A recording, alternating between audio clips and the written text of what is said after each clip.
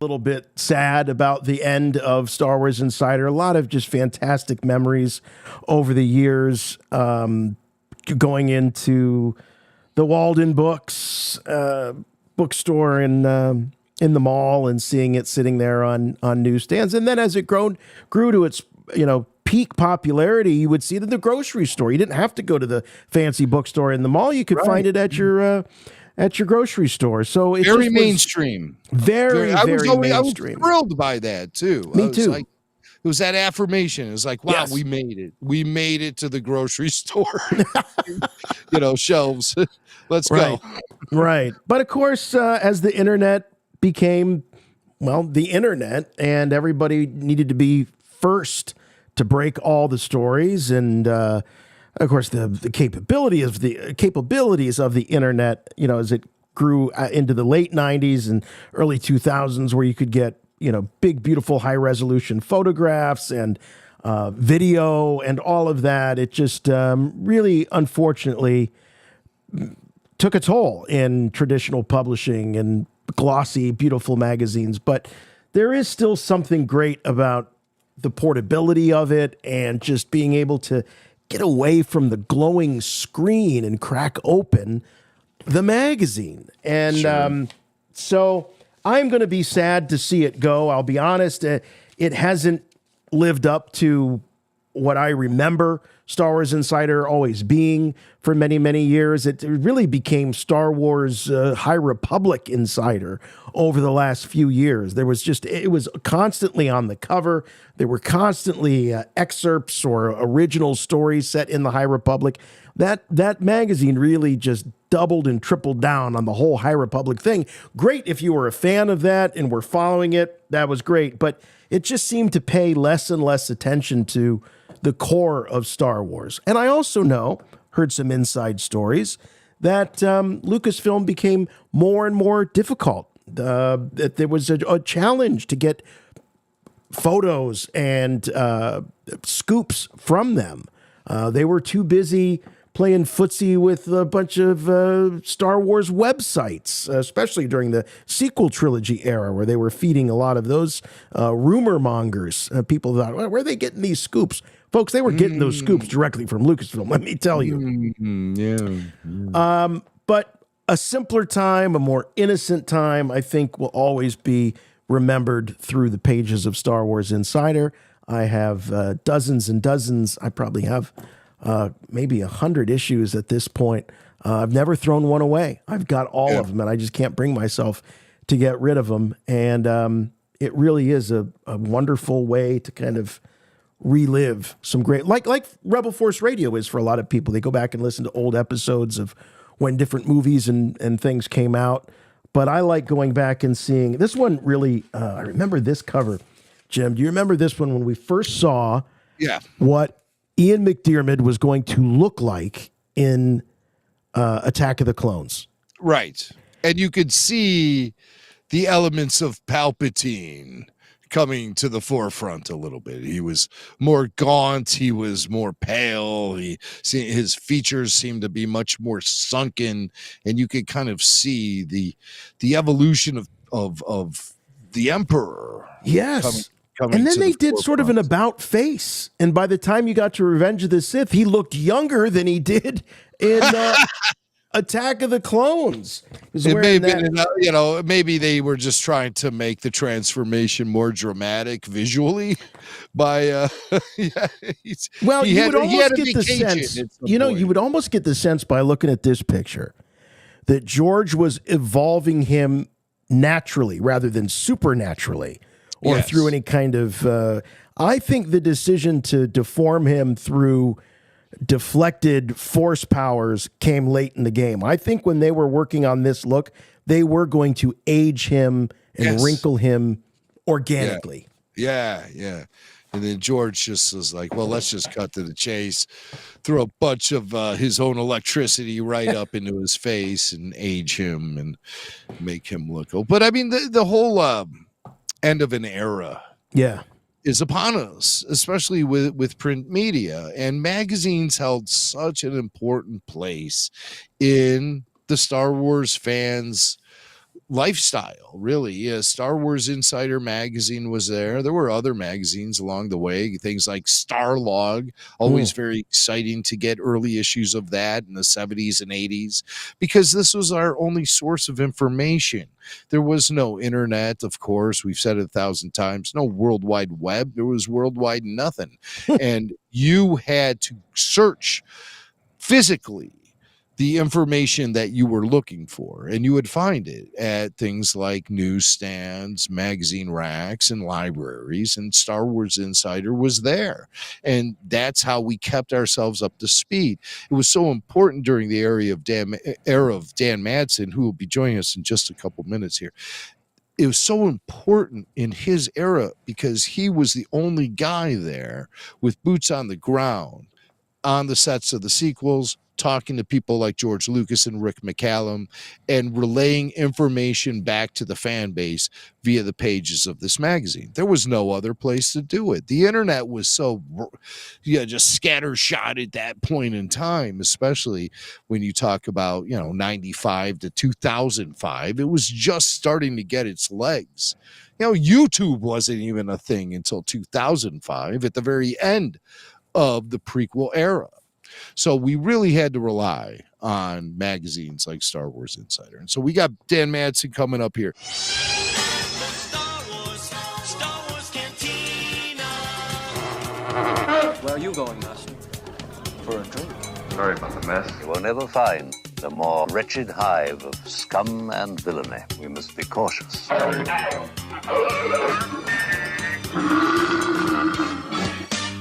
There he is. Dan.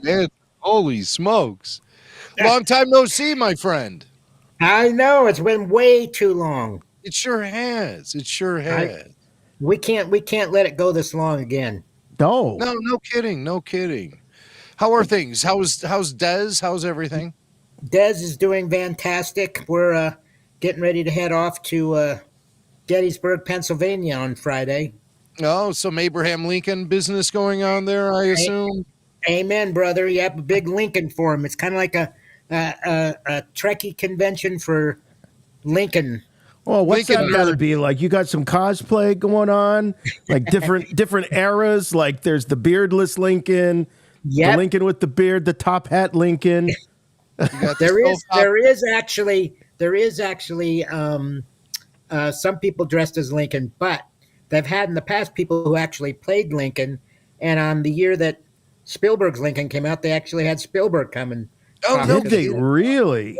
Yeah. And I didn't go to that one. I wished I had, but no kidding. But yeah, no, that's where we're headed, and That's cool. We'd like to move back there, so we're going to be shopping around with a real estate agent, seeing if we can find a place, a neighborhood that we really like that we could In move Gettysburg, Pennsylvania. Gettysburg, Pennsylvania. Wow. Now, Yeah. I don't know if you know this, Jason, but Dan has been a lifelong Abraham Lincoln aficionado. I sure do know that. Yeah. Okay. All right. Okay. It's come up before, Dan. Yeah, And so- I think it's been mentioned a few times, I think. A few It times. just- And I follow Dan, of course, on social media, and Dan is posting about history and famous historical figures, and I love it when there's an Abe Lincoln post. But Dan, we as much as I would love to talk about our 16th president, we got you here on Rebel Force Radio, one, to catch up because it has been a while, but also this announcement that after many, many years, 200 and some issues, the Star Wars Insider magazine is going away. And I have to tell you, when I heard the news, I got so nostalgic. I've kept every issue that I ever had, going back to the very first one wow. here. Which one is that? This is number 31. I'm not lucky enough to have 23. 23 is the coveted one because that's the very first issue of Star Wars Insider as we know it. And right. Dan, was that the first newsstand issue? Yeah. No, it was on the newsstand before that. That was just the first one that we actually had the title changed to Star Wars Insider. What was it called before that? Lucasfilm Fan Club magazine or something like that? Yep. The Lucasfilm Fan Club. It was Yeah. the logo on the front cover of every issue prior to that. And Yeah. that was Yeah. by Lucasfilm's choice. I wanted to just come on board and start up Star Wars again, but they felt that, and really, they had no idea if George was going to actually ever get back to making any more Star Wars movies. So they said, "No, we got Willow coming up, we got Indiana Jones," and they said we should call it Lucasfilm and just have you cover those things and tell George maybe might start doing a new Star Wars, and so I said, okay, and that's what we're going to do. But I Yeah. made sure we had something Star Wars in every issue. Oh, Oh, well, thank thank God goodness. for that. Because there's only so much juice you can squeeze out of Tucker, a man in his machine, or Radioland Murders. Oh There's my only God, so many, let me tell you, it was painful back then. I only mean, so many Brian Ben and Billy Barty interviews one man can do to promote Radioland Murders before you Amen, start brother. writing. You want to start writing things about the cult of Wedge, which was such a dramatic. You have no idea. Well, I'm sure you have a grand idea of the impact it had on fandom in that first issue, where it was finally addressed that Wedge Antilles actually has a fan base. But for someone to address it on a major newsstand publication was real validation of the fandom of hardcore Star Wars fans that had harbored all of these feelings and all of this passion for Star Wars for years and years. And now all of a sudden there's a newsstand magazine, Star Wars Insider, that is actually validating those feelings and really giving a voice to fandom in those early days, pre-internet, or well, I guess the internet was around, but it wasn't Yeah. really accessible to everyone at that point in time. It wasn't really. I mean, at that time, the internet was not like it is today. So, I mean, No. you didn't get all your news off the internet. And really, a lot of people, they waited for our magazine to come out to get updates. And that's why I started doing updates every issue with Rick McCallum. And then I did interviews with George. And, we tried to keep people updated on what was happening with Star Wars. But, yeah, I mean, boy, those were some lean years in the very beginning. Maniac Mansion and Tucker, and it was really hard. And was Well, you this- did have things like the Young Indiana Jones Chronicles, which was Yeah. really paving the way for George to dive into new technologies to finally to realize his ideas for the Star Wars prequels. And so you were there from really that very embryonic stage and at a very Yep. important moment in filmmaking technology history. And you were there for it, getting I was. updates from Rick McCallum, building relationships with people like George Lucas, getting accessibility to George Lucas. Tell us about one particular George Lucas interview that you did for Star Wars Insider magazine that really made an impact on you and kind of stands out when you look back at your history. What is that George Lucas moment? Well, the very first time I ever met George, I flew out to the ranch, and I was scheduled to interview him in his office there at Skywalker Ranch. And so I got there, and Lynn Hale met me. Lynn Hale, who I absolutely adore. I love Lynn Hale. I still stay in touch with her, even though she's left Lucasfilm, a year or two ago. She's a famed director of communications for George Lucas's Lucasfilm, and then her career did continue on into the Disney era a little bit as well. Yeah, a little bit. Yeah, it did actually. And so I remember coming out there and coming into his office, nervous as could be, and Lynn said, if you want to wait outside on the he had like a deck outside of his office. You want to wait outside there, go right ahead. I said, okay. So I went out the door there, and I'm standing up there on the patio or the deck of George's office, and I could see these, I think it was Lucasfilm employees down below, and from a distance they couldn't tell, and I saw them look up and point at me and go, it's Willow, Willow's up there with George. You, of course, did not play Willow. Of course, no. But I just waved to him. I Sure, said, go with it. let him believe Always. the fantasy. Yeah. But They're So still then I telling come that back story in- to this day, I'm sure, Dan. They're all saying, I remember seeing Yeah, that's right. Willow up there with George Willow on the was up there balcony. with George Lucas, and I saw him at the ranch. But I remember going in to do the interview with George. He was sitting on a big couch. There was another big chair right there by a window, and Lynn sat in a chair right next to me, or right next to George, I should say. At any rate, she was nervous about me asking George about any sort of early prequel Star Wars questions. Um, and of course, she said, "Well, don't ask him too much about Star Wars because that's just a sensitive subject, and I don't know that he's going to want to talk much about it." And I'm like, "Okay." And so what do? I get there and I've got like 15 questions all about Star Wars. So I'm immediately starting to ask him questions about, well, what's happening with Star Wars? When are you going to get back to it, anyways? And I see her going, "Oh no, no, no, no, no." And George looks at her and goes, "Would you calm down?" He says, "It's just a simple question," and he was like telling her, "Calm down, calm down." All right. So and he answered every question I asked him for, and that was still years away from the prequels, unfortunately. But I got tired of interviewing him and asking him every time, "Well, when are you going to get back to Star Wars? When are you going to do Star Wars?"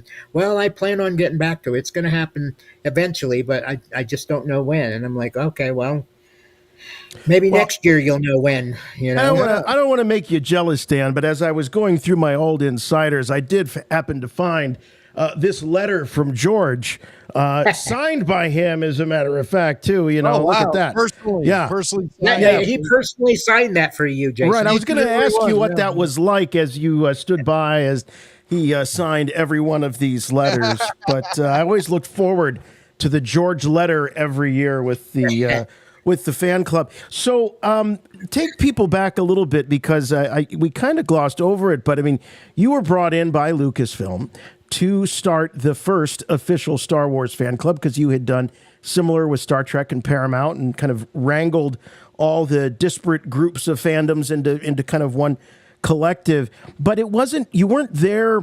necessarily to just promote Star Wars. You were there to promote Lucasfilm because by the time you got involved, if I remember right, the trilogy had already been out, long out. Oh yeah. It had already been out by long out, and '87 is when I came on board and did the fan club. And of course, the Star Wars fan club existed before me.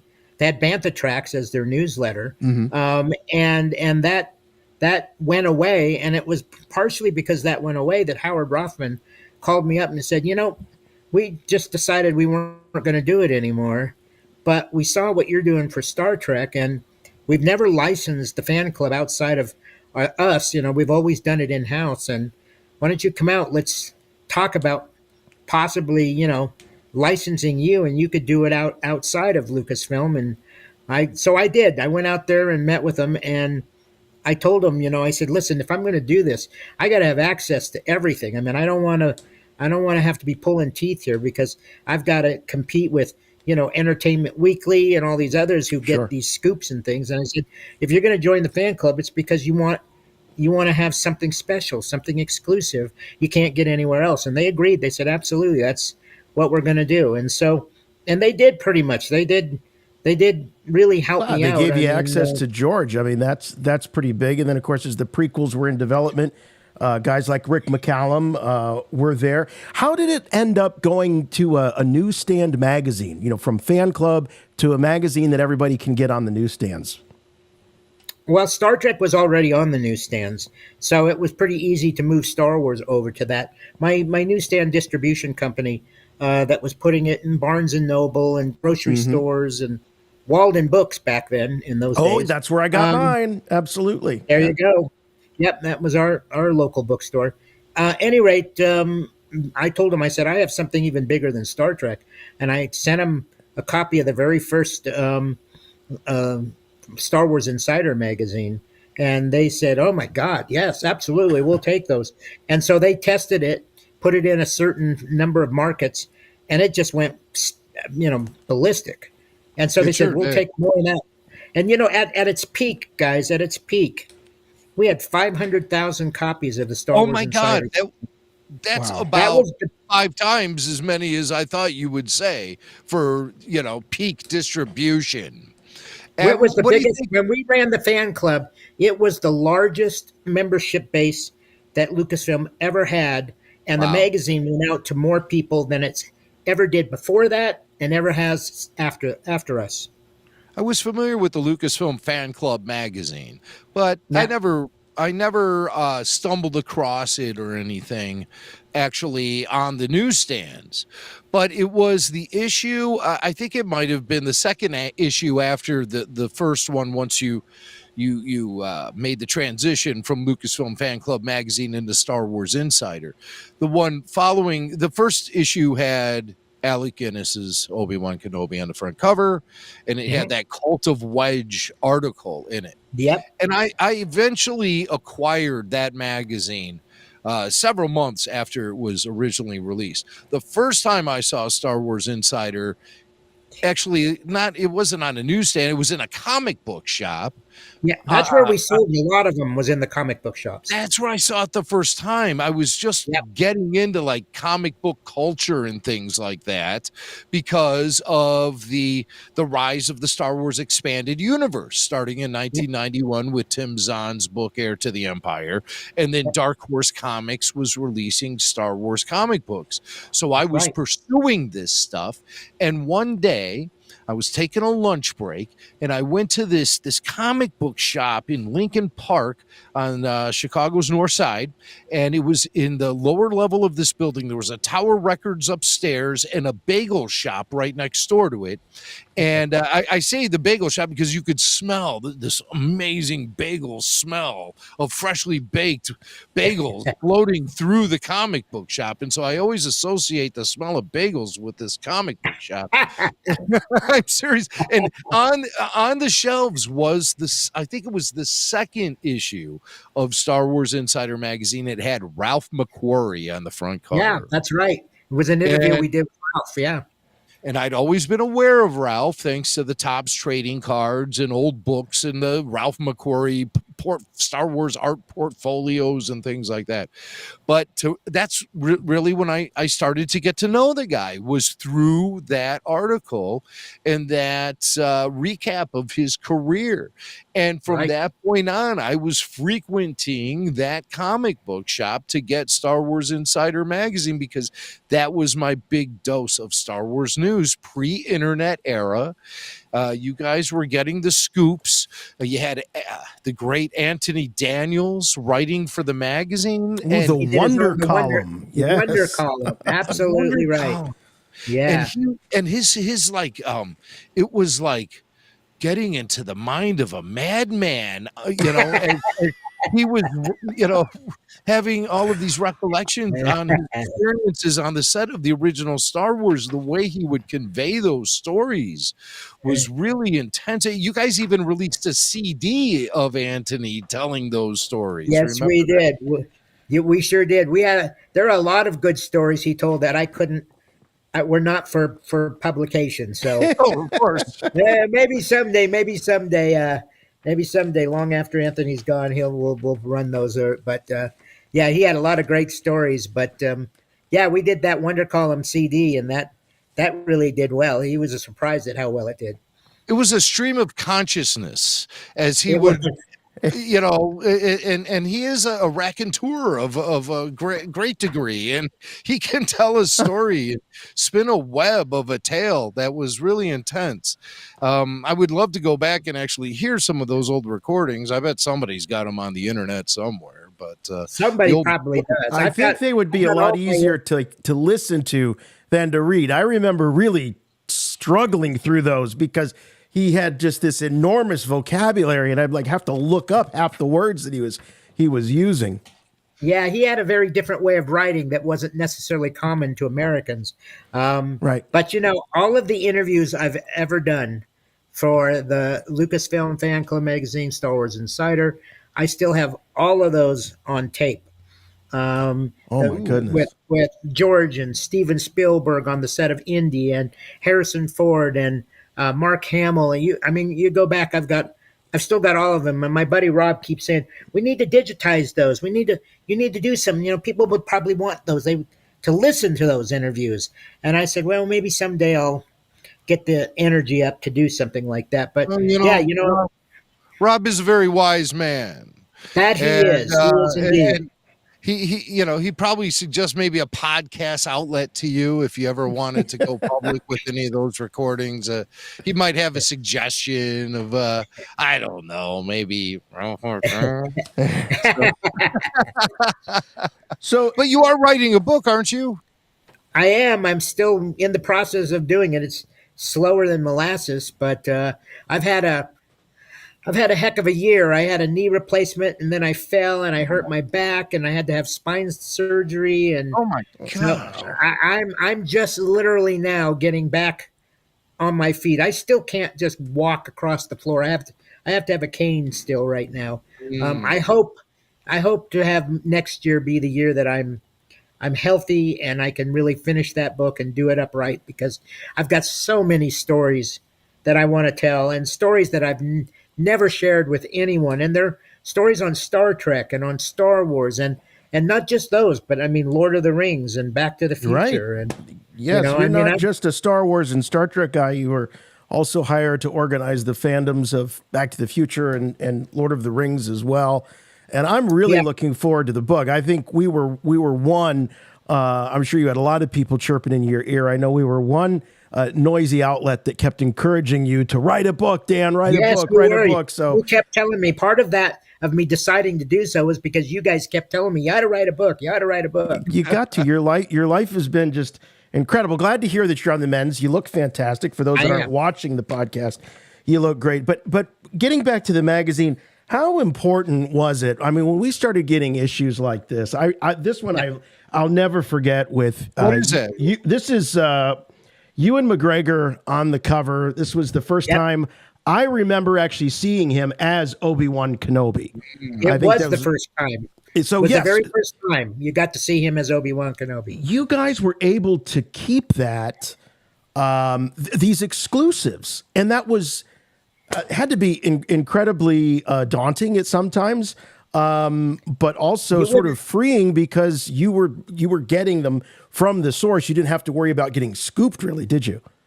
No, but I mean, you would not believe the arms I had to twist to get those exclusives. I mean, I'd have to say, well, give us just this, or give us, and they'd send me some, close-up shot of some spaceship.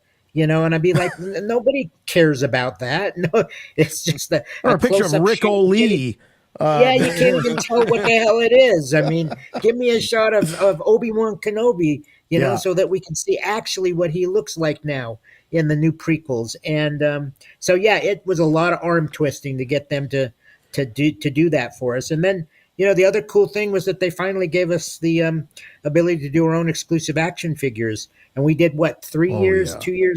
We did the Cantina band members. Yep. All 5 of them you could buy. The Bobar Monk, which was awesome. Yep. And we had Ula and Salacious Crumb. Ula and Salacious, and then there was a Muftak and Cabe 2-pack. Yep. That's right. Was also fantastic. I mean, it really was. You Wooher. felt Wooher was he wasn't an exclusive, but but that wave. One of the only outlets to get that wave, it had like a Hoth Leia, a Wooer, was through Insider Magazine. So, yes, but that's I correct. mean, this was, I can tell you as a fan, Jim and I were talking about this a little bit off the air, just how important this magazine has been to our fandom over the years and the way it connected us, in the pre-internet era, which, I hate to just wax nostalgic, but looking back on it, it feels like a better time, to tell you the truth. Golden years. Those were the golden years. I'm telling you, especially as we moved through that prequel era, it was a fun time to be involved with Star Wars. It really was. I'll always remember a time when the magazine offered me a great sense of relief, and it was on September 11th, 2001, when the whole world shut down. and we were sitting there watching our TVs, seeing an attack on the domestic U.S. happening in real time as the Twin Towers fell, and it was shocking and awful and horrible. And some of our younger listeners might not realize, but all television broadcasting shut down in the Right. United States at that time. Every television station outside of like maybe Nickelodeon or Cartoon Network, they all ceased to broadcast anything other than news about this terrible, horrific attack on America. And so, without having any sense of distraction, I was sitting there in shock, and I checked my mailbox that very day, and the latest issue of Insider was sitting in there waiting for me. And There you go.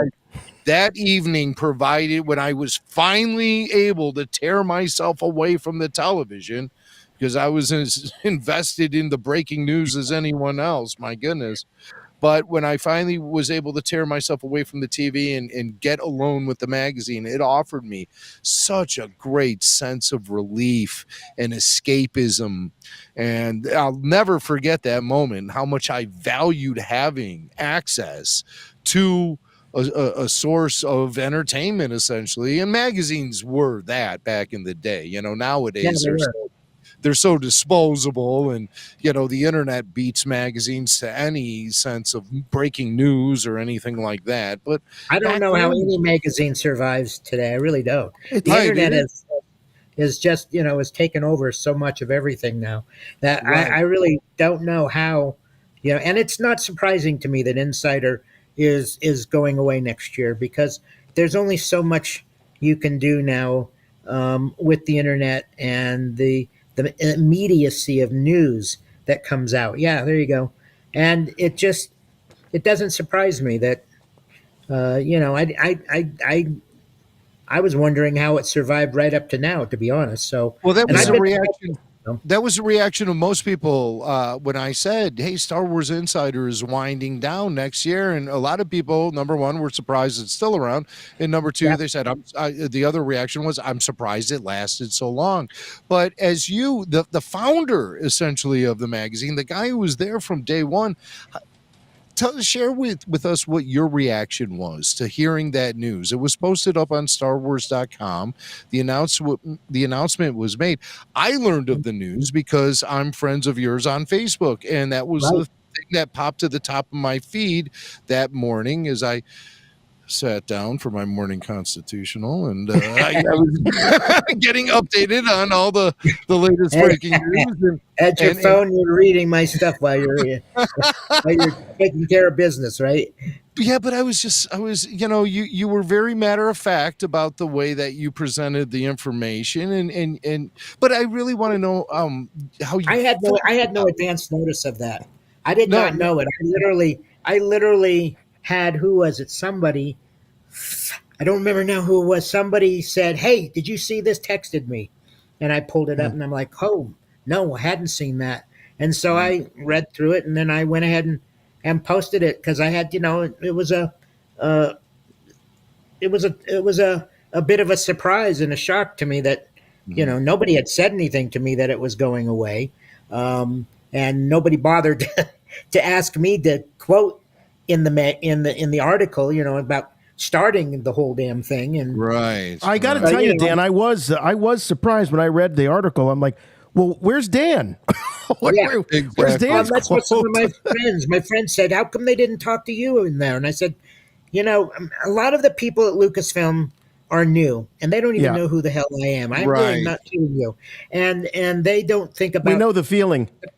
exactly. They don't know the past. All they think about is what's today and what's tomorrow, and Yeah. so they forget about what came before. And I don't really know hardly anybody at Lucasfilm anymore, especially those, Kristen Baver. I mean, I love Kristen, but I don't know that many people anymore at Lucasfilm. And all the people that worked with me in publicity and licensing for so many years, they're all gone now. That's right. They all left years ago. So I really don't have that many friends at Lucasfilm anymore. Oh, God, it's so Yeah, weird to they- hear Dan Madsen saying something like that. But I mean, that's just the way things evolve over time, and You people know, come, things people move on, go. people change. Yeah, and you know, Dan Madsen is just a name in the Star Wars history books now to them. They don't. Yeah, hey, listen, people come, people go, but legacies endure. And That's your There right. you legacy, go. Absolutely your, right. There your you go. legacy within Star Wars and with Star Wars Insider magazine is something amazing. So, do you want to share with us any kind of emotions you might be feeling as you learned that Oh, the I magazine is felt. sunsetting? Yeah, I felt sad about it because I always had a sense of pride, Yeah. even after I sold the business willingly, and and I gave it to somebody else to do, and I stayed on for a couple of years as a consultant, still doing my Rick McCallum updates, and then I left, and but still, all these years, I've taken a certain amount of pride in that the magazine I started way back when is still around. It's still out there. I'd still go Barnes and Noble and I'd look at the newsstand and boom, there it is right there, you know. And I used to have a sense of pride saying, wow, I started that all these years ago and it's still around.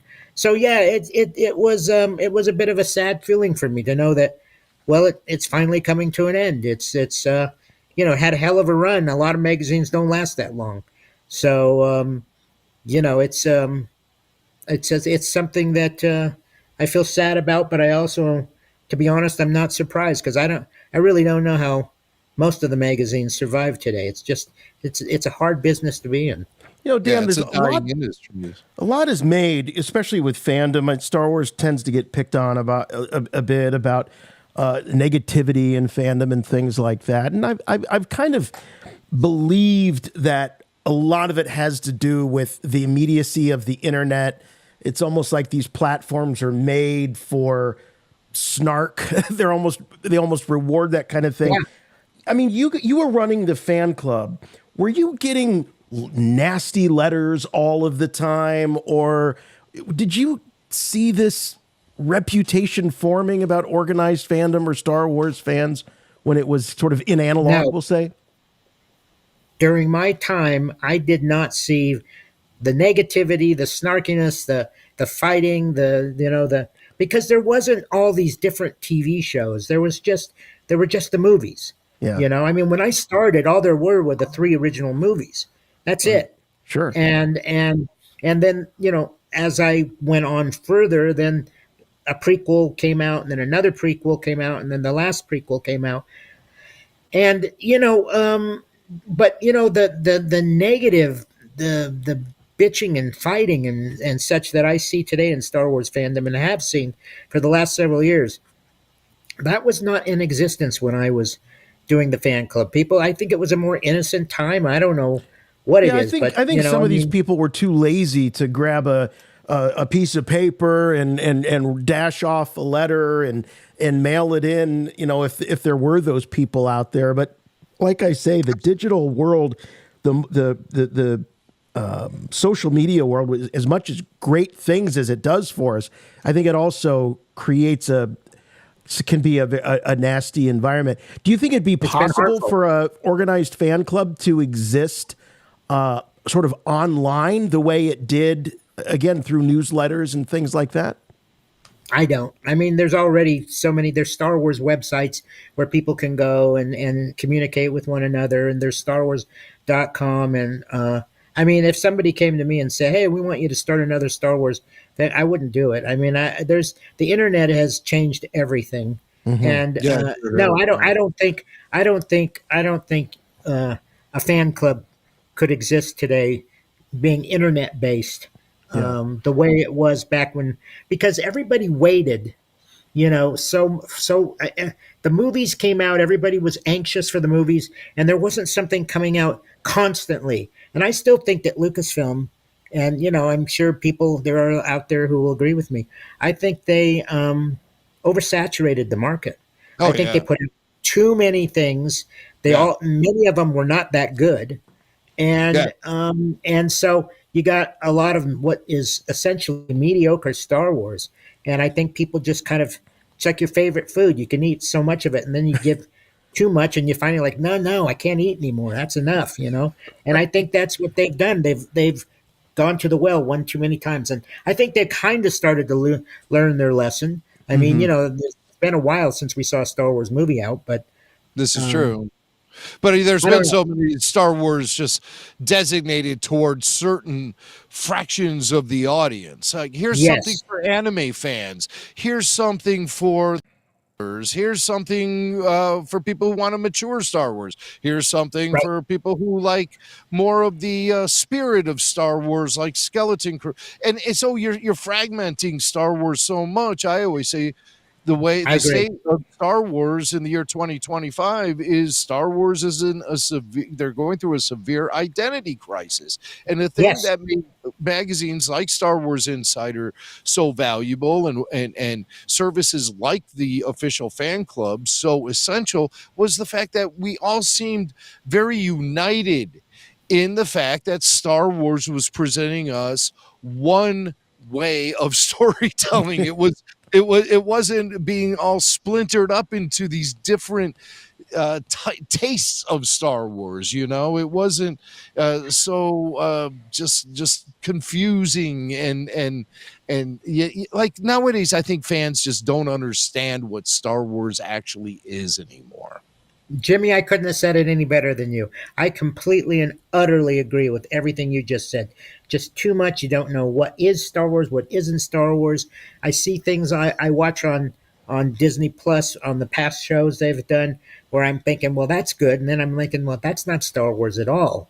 And I don't know. It's too much for me.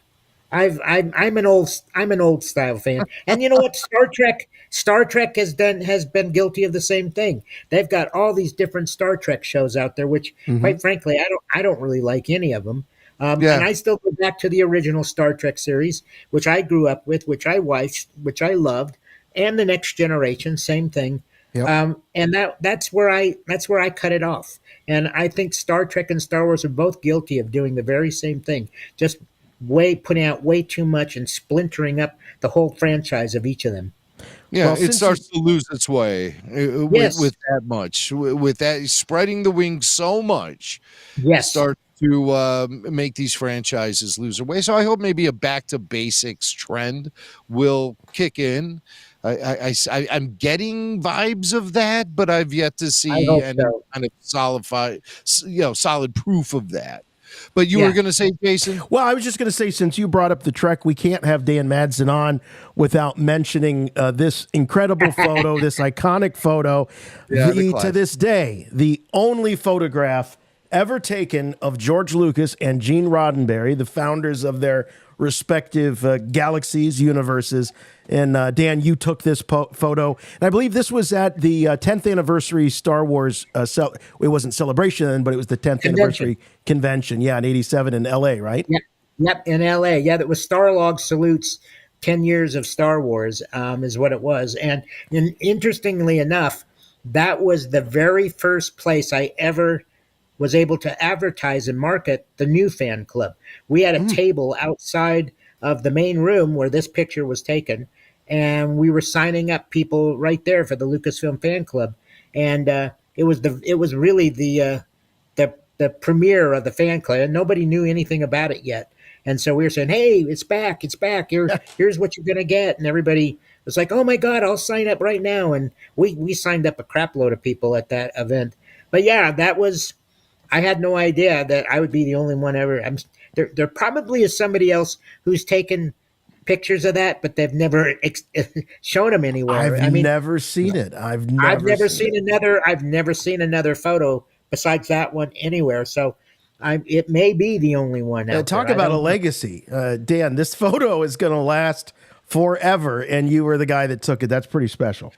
Well, Yeah, what really, makes me I feel mean, good about it, yeah, is that both of those franchises were important to me, and Right. I Right.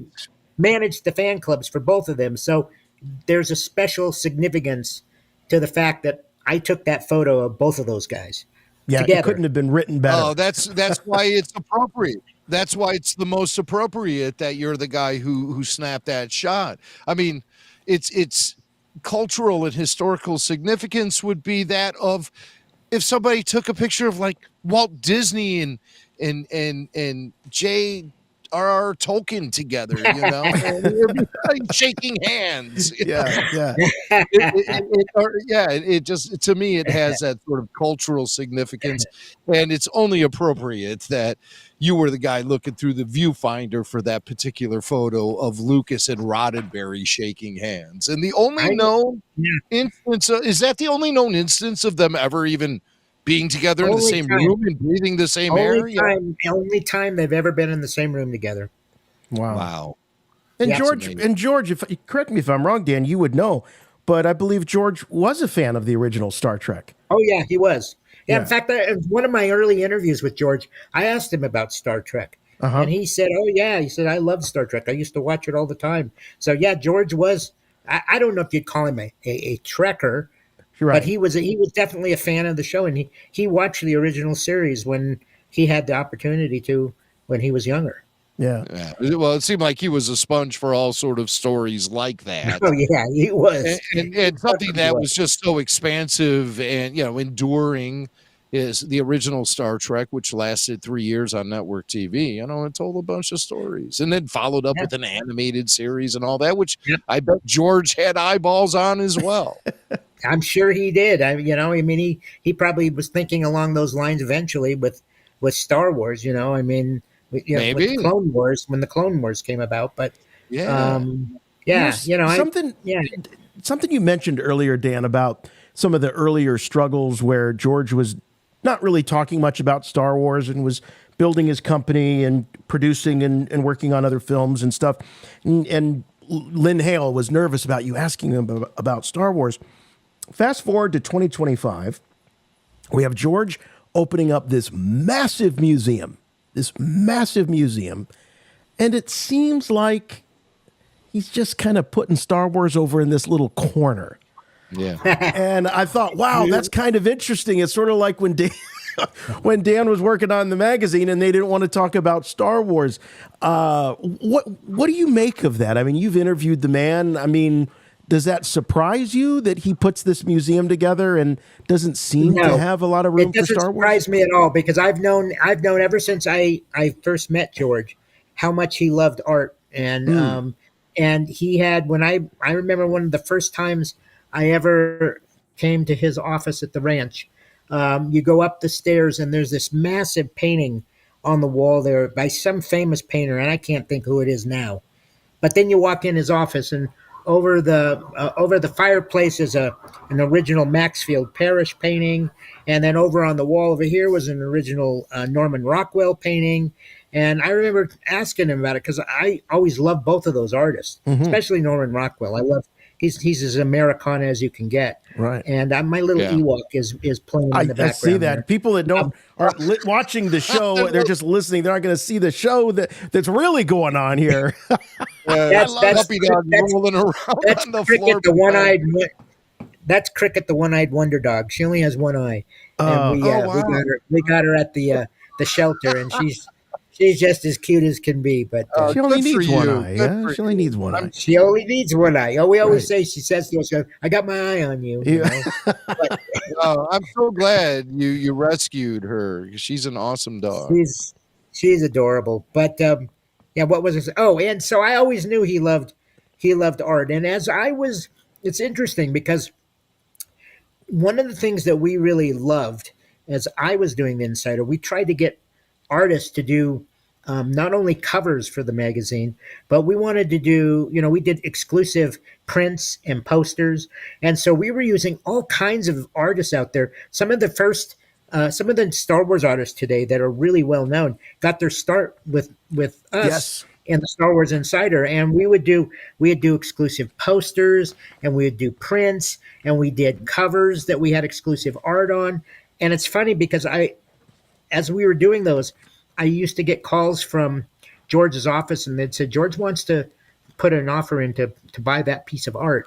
And I was like, "Oh, really? No way. I'll put you in touch with the artist," because part of our deal with the artist was that, and this is how we could get them to do this art for us for cheap, was that we said, "Okay, you do the art for us." We paid them some nominal fee, and so that we get the art to use, and then you own the art after that. We don't own it; you own it. And so George actually made deals with several of them, and bought their original art. That Yeah. I'm looking at some of these here by Suneo Sanda. Some really Sunio cool- Sanda. Yes. Yeah, Sunio he's Sanda, great.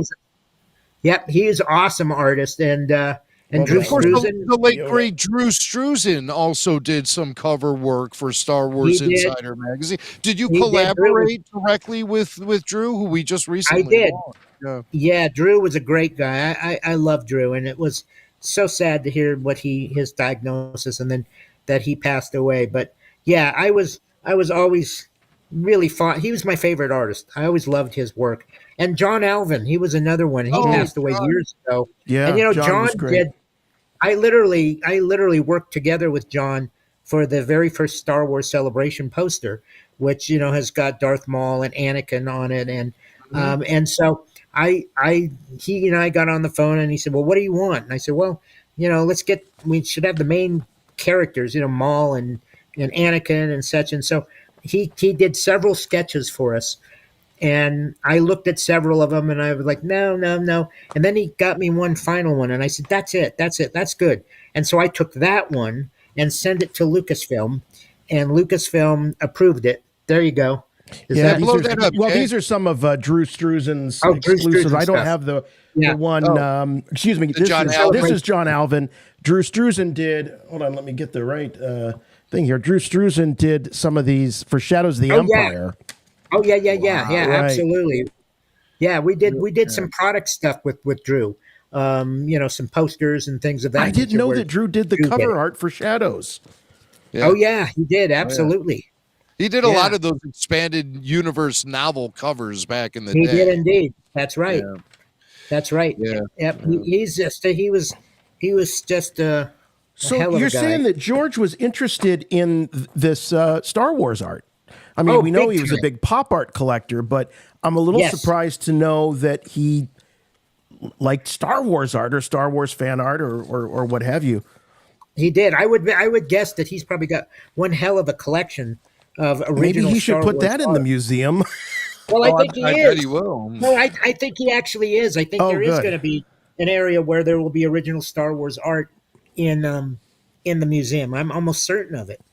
Well, we just heard that it's going to open officially in September. Are you planning on making the journey out there for that? Absolutely. Yeah. I mean, just to look at the outside of the museum, it looks like a spaceship, It sure does. It really does. And it's just, I can't wait to see it. I mean, it's going to be stunning. I'm with George behind it and putting his money behind it and his vision. It's going to be a museum to see. There's no question about it.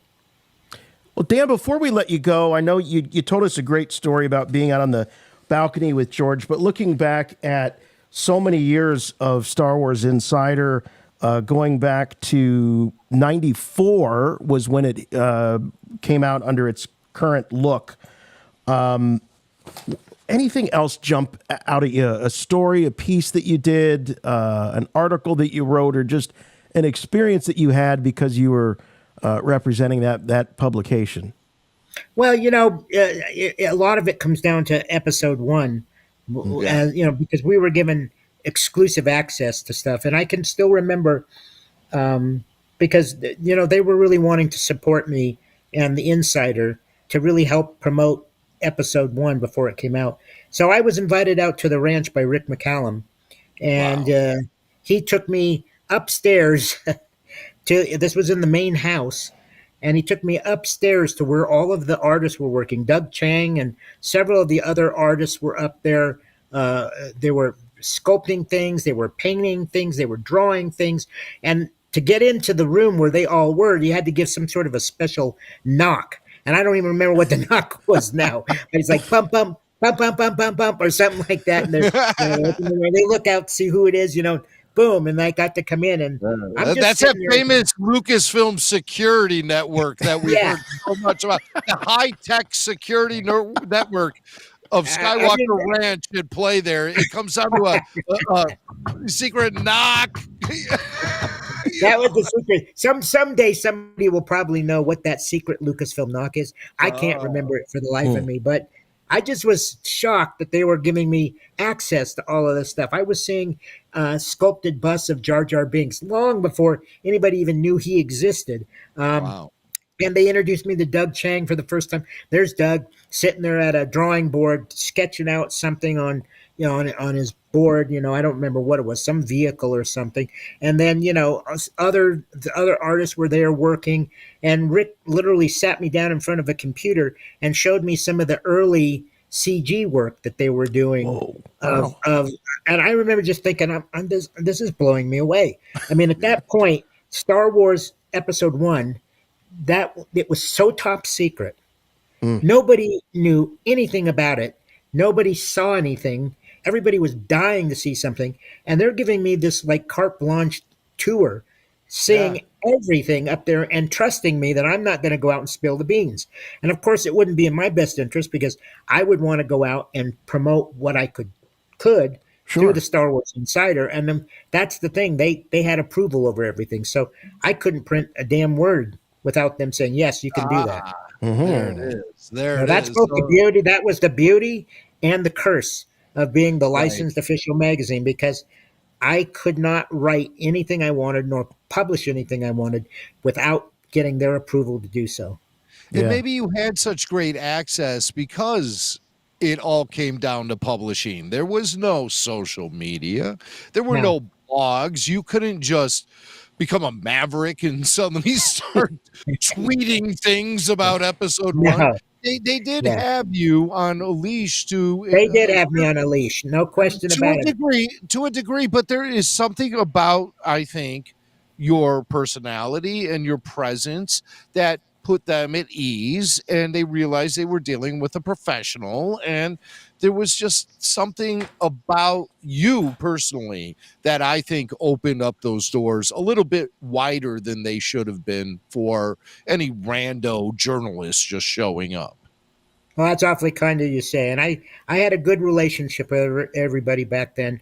The whole crew, everybody from licensing to production and to even George. And so I haven't seen George in years now because I don't go up to the ranch anymore. Right. And he and I don't frequent the same spots. No, you don't go to the. No, his wife is a co-owner of the Denver Broncos now. Did you know that? Oh no, I didn't. I know they have they're part of an investment group that has a piece of the Chicago White Sox. Well, his wife is I'm with. But I had no idea that Melody was part of an ownership team with the Broncos. The Denver Broncos. That's very interesting. Yeah. Well, I keep thinking, maybe he'll come to Denver and watch a Bronco game, and I'll see him then. Who knows? Yeah. It's like, hey, there he is. There's that guy. There's that guy from the 90s. Yeah.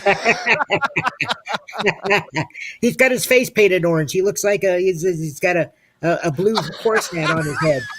Got a big D painted on his chest. Yeah, got a big D on his chest. You know what? He was Baron Papanoida. He's had the blue face makeup before. Well, yeah, he could just break right. that out again. Yeah. Make that a new mascot.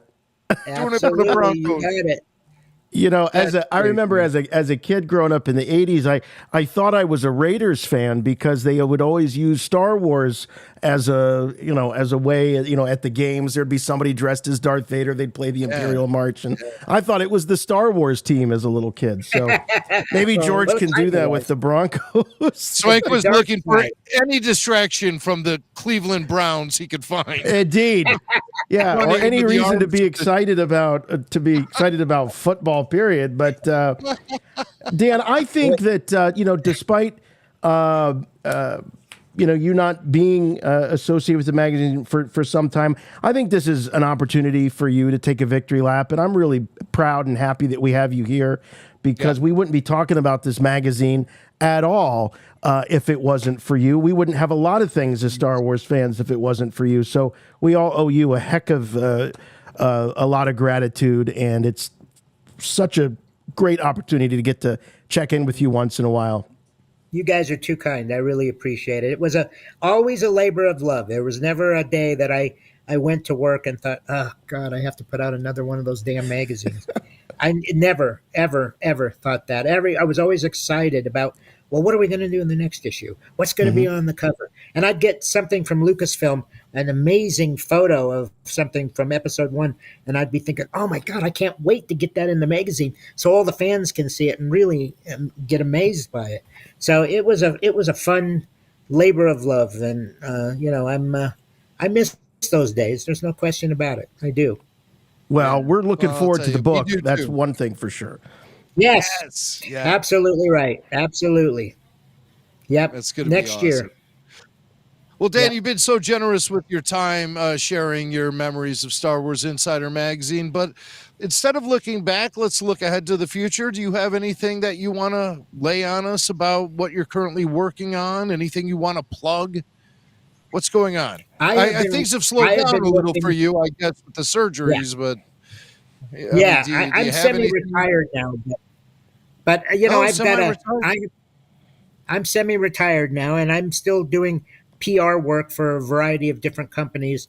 But I've got a script of a story I did called Short Story. It's a romantic comedy about a little person and a person of average height that's loosely based on my relationship with Des. And I've been literally working 15 years on this project. Finally found some screenwriters out in Oregon that started working with it. That was about 6 years ago. We finally met up with a producer who we just had a meeting last week, and we have a production company in Canada that is potentially interested in making it. So next year might see the beginning of my movie career. Who knows? I love it. Short It'd be story. amazing if you had a book and a movie out at the And a same movie, time. yes, That indeed. would be awesome. Yeah. Couldn't happen to a nicer guy. I love the premise of the story, the movie that you're talking about. There's And, lots of twists and turns in it. It's not just a small guy and a tall woman, but there's a lot of interesting twists and turns in it. But at the heart and the core of it, that's what it is. Well, that's That's great, man. So we hope that comes to life. Short Yeah. story. And if Short you need story. any sort of support or any a platform to shout from, you always have Rebel Force Radio at your disposal, sir. You guys, I will be calling you. There's no question about it. Good. You're Good. always so good about promoting whatever it is that I ask you to help me with. Every time, you always do it. well, it's our pleasure. It's been our pleasure and remains our pleasure. So all the best to you, the family, Thanks, the guys. pooches, and have a great time in Gettysburg. We know that's going to be it's always a thrill for you to get out there. So Amen. yeah, It and then really we is. won't be too far away. You and I will be a little closer than we are now. That's for sure. Yeah, we'll have to get together. If we move to Gettysburg, we will be closer. There's no question about it. Yeah, that'll be Yeah. great. So I All go right, show Dan. up with the stovetop hat.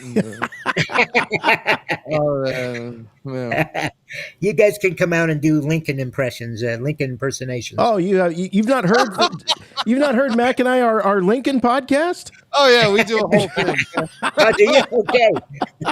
I'm gonna have to look that one up. I mean, Jimmy's an Illinois, a guy just like I Lincoln. I know. mean, he's from the land of Lincoln. It's, Yes, it's it called, is, yeah, exactly the name of right. our podcast is called Four Score and Two Dumbasses.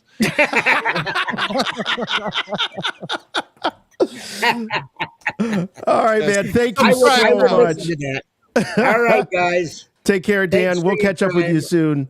All right, Thanks, appreciate Dan. it. Appreciate it. All right. Take